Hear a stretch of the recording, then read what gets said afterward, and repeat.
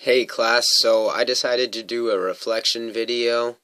This is probably like the 30th take. I finally got it all right, and it was like 11 minutes long.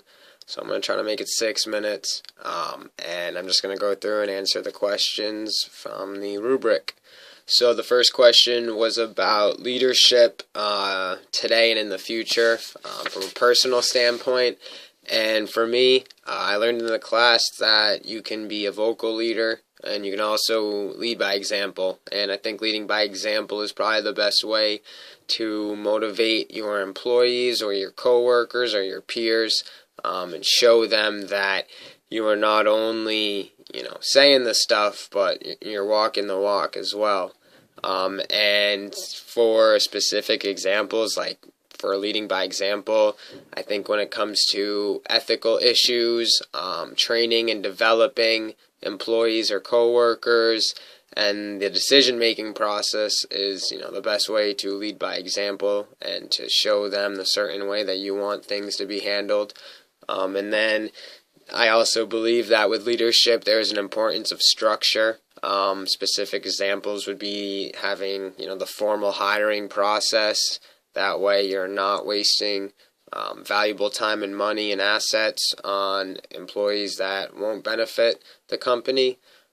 Also, communication and discipline. The structure can just help make those formal and can help get rid of potential problems that would come from not having a structure in place.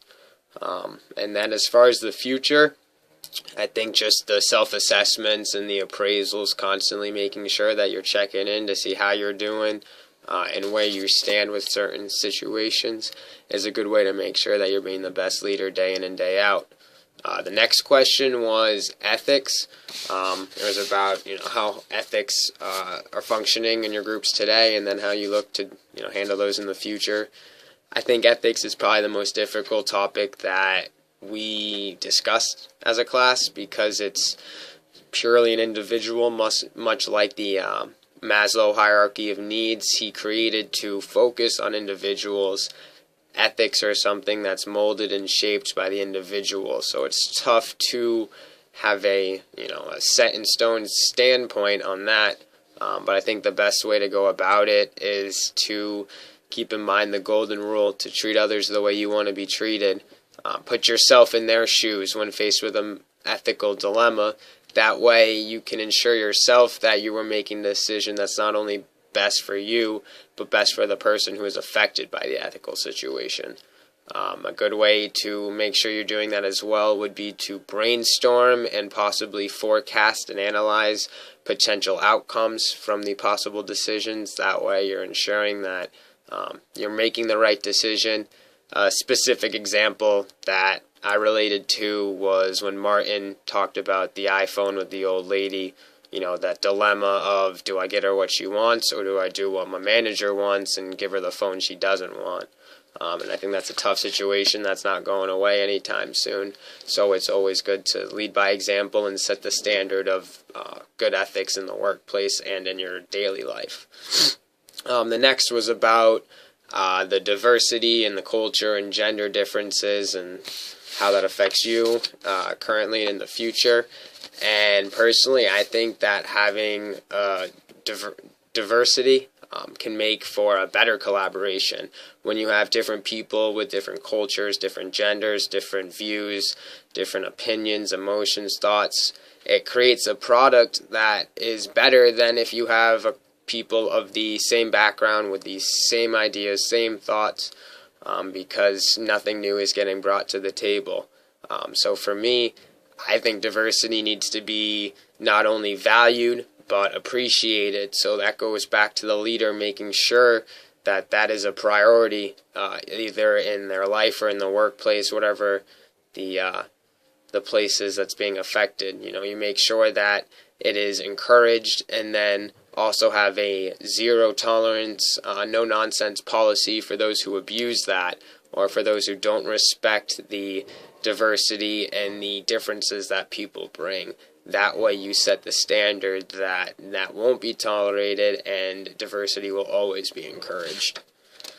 The next question was about creative and critical thinking in teams. I have been known to be somewhat of an isolationist. Yeah, that's the right one.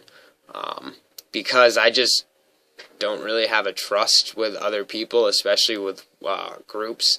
I don't expect people to pull their weight.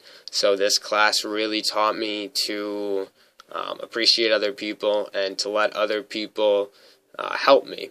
And something that I'll strive to work for is being a better active listener. I can definitely listen to people and take their input, but being an active listener goes beyond that. It's about figuring out why they're saying it or why they think that, and then in part are saying it. So it's more of an analytical process, which just would help me to better learn the person that I'm trying to communicate with. So that's something that I can definitely work on. An example of that would be in the team building exercises. Steven and I were in the same group for the human knot, and he just went for it, and he got us out of that knot in like 5 seconds, and he just put the team on his back and showed his pure leadership skills. So for me, I'm used to doing it on my own and being in control, but the ability to step back and just let him get it done for us as quickly as anyone ever could definitely showed me, what being a team member is all about. The next question is about communicating personally in groups. Like I said, I think I speak my opinion well. I think I'm always good at listening to others. If there's one thing I could work on, it would be my nonverbal communication, because body language can be as loud as words. So you want to make sure that you're always, aware of how you're carrying yourself and not just, what words you're using. The next question was about helping groups build a communication channel.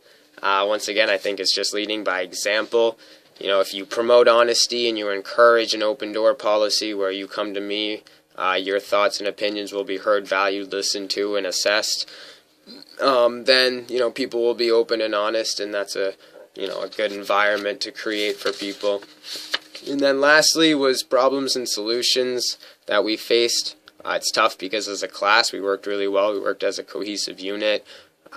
We all got on board, did 100% participation in the wiffle ball. We all did a great job on the class roles, in my opinion. I know I was motivated by fear. I did not want to be the person who came in and either wasn't ready or had a terrible facilitation or whatever. So I think that we all came together as a class and did a great job. And I just want to say thank you to everyone for making me a better leader. Thanks.